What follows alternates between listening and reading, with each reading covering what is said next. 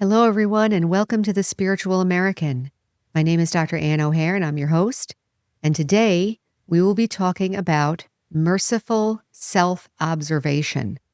This is a pretty pivotal idea and topic. It's kind of like karma, that it can be a very transformational technique and idea. So I hope that you all are able to use this, what I'm about to share, because it had really transformed my practice and helped me to be able to progress in my spiritual journey. So what is merciful self-observation? Well, maybe I'm self-observing now, but maybe I'm not merciful. So let's break it down like what the words mean. So mercy, I'm going to say there's three aspects of mercy. One is love. You love, you have a good wish, and you care about what you feel mercy towards. You care about it. The second thing is that you have understanding. You understand what they're going through. So you have a kind of knowledge or a wisdom also. So you care, you have wisdom. And the third piece is that you're a little detached. You're not affected personally by what's going on. So you're giving energy of care. You're giving understanding, so you're providing a sense of stability around the person, let's say if they're suffering, but you're not interacting with them beyond that. There's no transfer of emotional energy. I'm not taking sorrow. I'm not giving sorrow. I'm not feeling it. It's not like empathy where you kind of understand how they're feeling, or compassion where you're feeling what they're feeling. So I'm not feeling what you're feeling. In mercy, I understand what you're feeling because I've been there, or I have wisdom about it. I really have like a overall understanding, and then I care. I truly care, but I'm not interacting beyond that. So that's mercy. Self-observation, you could talk about, I think, in two ways. One is observing my inner world, and the other thing is observing my behavior. So merciful self-observation means that I'm going to observe myself. I'm going to observe my mind, my inner world, my feelings, my reactions, my memories, everything going on inside. And also my behavior with mercy, from a merciful standpoint. So I will just say that maybe we are already, like I said, in the habit of looking at ourselves not mercifully. Meaning, maybe I'm looking at myself with judgment. Maybe I'm looking at myself with disdain. Maybe I'm looking at myself with impatience. And I would say that whatever I'm doing to myself, I'm generally doing with others too. So if I'm impatient with myself, I'm probably impatient with others. If I'm judgmental of myself, I'm probably judgmental with others, and vice versa. This reminds me of one of my favorite quotes from Jesus. He said, "Love your neighbor as yourself." And I find that that's a law. So the reason I'm getting at this is the title of this is Merciful Self-Observation.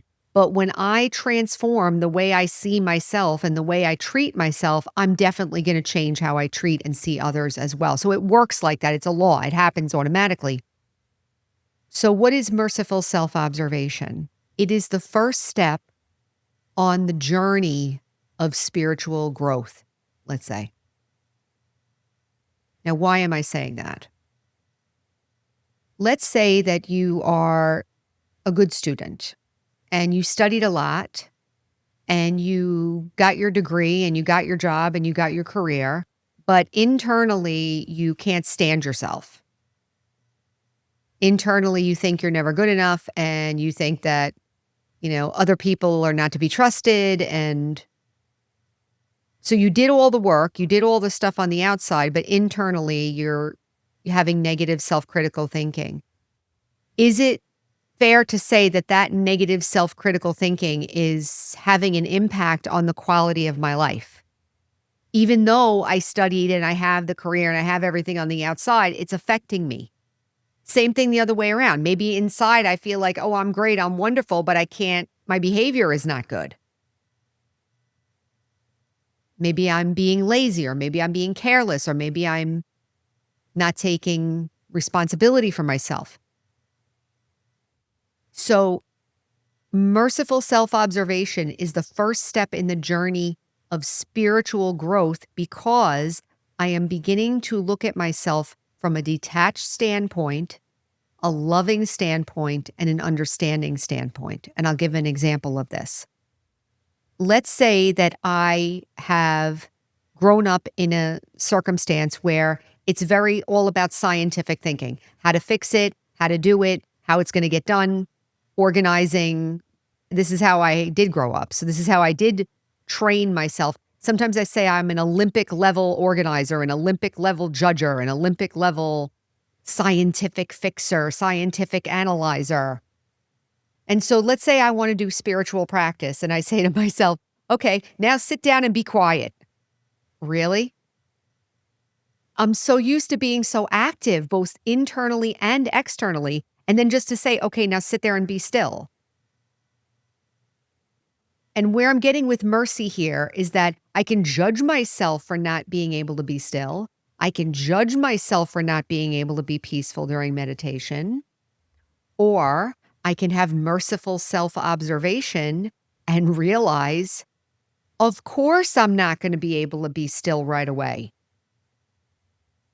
Of course, I'm not going to be able to shut down my mind right away. Look at where I came from. Part of merciful self-observation is also bringing the past, present, and future to bear on whatever I'm looking at. Of course, if I grew up like that and that's all I knew and that's how I thought life is, and now I'm trying to change it, of course it's not going to change right away. It takes time to change a worldview. It takes time to change behaviors. It takes time to change feelings and beliefs also. So that's not going to happen right away. I know that if I keep doing that and I don't feel peaceful, it's affecting my health, it's affecting my relationships. And so I can see the past, present, and future. I have an understanding and I have mercy on myself. I care. I want to get better. But I'm not suffering. So there's a little detachment. I'm not suffering. I'm watching. I'm caring. I'm helping. I'm supporting by that merciful self-observation. Here's another example. So let's say I was angry and I was yelling and having a fight. I could be mad at myself about that behavior, especially if I'm trying to get better and trying to work on myself, and then I get mad at myself for that behavior. If I start judging myself for that behavior, it's more of the old stuff.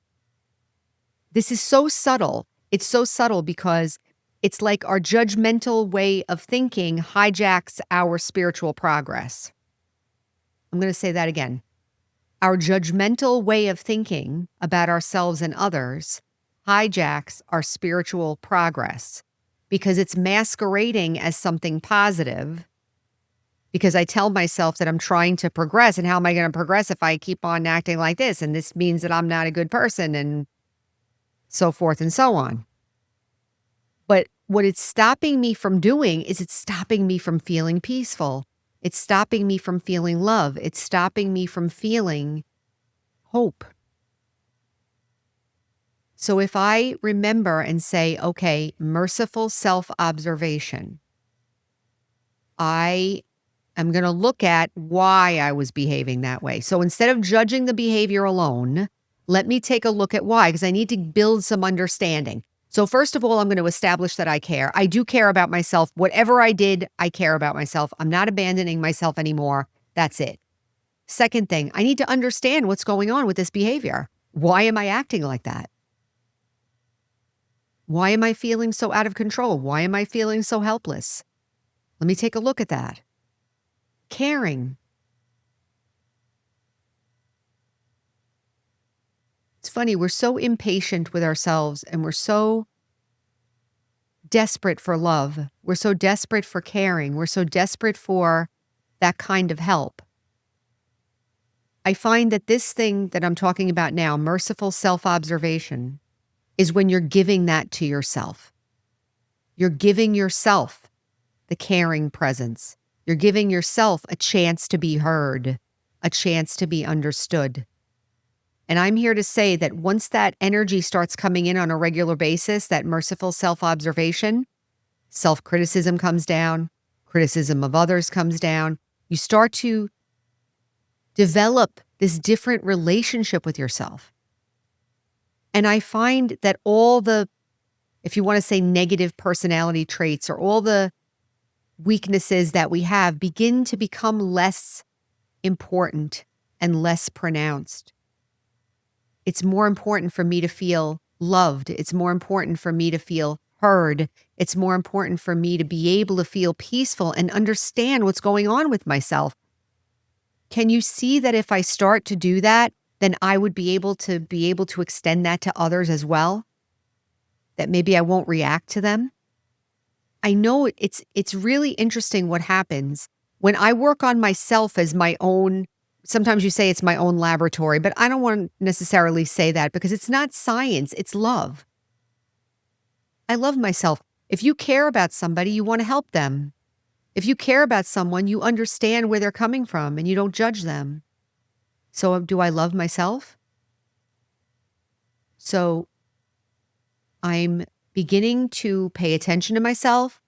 I have interest in learning about myself, interest in learning about what's going on with my thoughts, what's going on with my behavior, what's going on with my feelings. And little by little, and I'm telling you, this thing that I'm talking about right now, merciful self-observation, can be, you want to say, a game changer. You're really beginning a spiritual journey by doing that because you're not necessarily running on the old tapes anymore. You're generating the kind of energy that allows a transformation to occur in a natural way. There was a psychological experiment. I don't want to say it exactly, but there was an experiment done where they tested how babies react when they have no human contact. And then when they have human contact. Now it's controversial. That whole experiment was controversial, but what they found was that the babies did very, very badly and got, some of them didn't survive. If I remember correctly, it was something like that. They didn't survive without human contact. Or they did very poorly. Even plants, they say, talk to my plants and stuff. That presence, that caring presence, we all need that. So think about it for a minute. Let's just do a little reflection on this. So reflection 1, how do I relate to myself? Am I kind to myself? Do I care about my progress? Do I care about myself?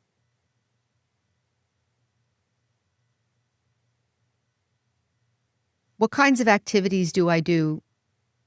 And what kinds of thoughts do I have that are supportive to me? Do I have those thoughts? I want to interject that merciful self-observation can help us to generate those thoughts. We're not changing anything. We're just watching and trying to understand. It's a very gentle way of being with myself. Second reflection. If I am noticing that I'm judging myself and maybe I'm not so kind to myself, ask yourself, what would I need if I could ask for one thing to help me? What would it be? What would be the thing that would really help me to feel better inside? See what that is. I think for me, it was love and understanding. It's pretty simple. I think we've forgotten so much of this just human way of being. We've forgotten simple truths about what people need, what we as human beings need. And the third reflection, take one behavior or one thought process or feeling, emotional process that you have. Just take one, think of one, and think of one that you'd like to change, okay? I'm sure you can think of one. And then see if you can look at it this week. So we're going to maybe make a commitment. Can I make a commitment to practice this merciful self-observation? I am not changing anything. I'm just going to watch it and try to understand it better and care. I'm going to care. I'm going to try to understand it better. and so forth, and see what happens.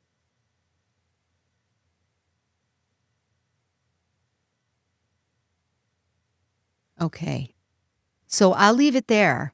I hope that it gave you something to think about. And I really do feel, like I said before, this merciful self-observation, this practice, it isn't like I ever stop.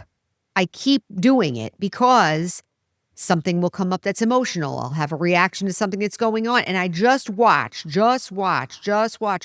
Because I'm not interested now in winning the battle that's happening now. I'm interested in winning the war, let's say, if you want to say the war. I'm interested in being victorious or being successful or becoming a more natural spiritual person, let's say. That's what I'm interested in. Being harmonious as a human being, being kind and peaceful. That's what I'm interested in. So if I am forceful and negative, and how am I going to create a peaceful, harmonious personality if I'm forceful and negative with myself? So let's practice this week. Kindness, mercy, caring, love, understanding. You're not changing anything. You're just watching. So I will leave it there. Remember, our slogan is heal, empower, and serve. And until next time, take care.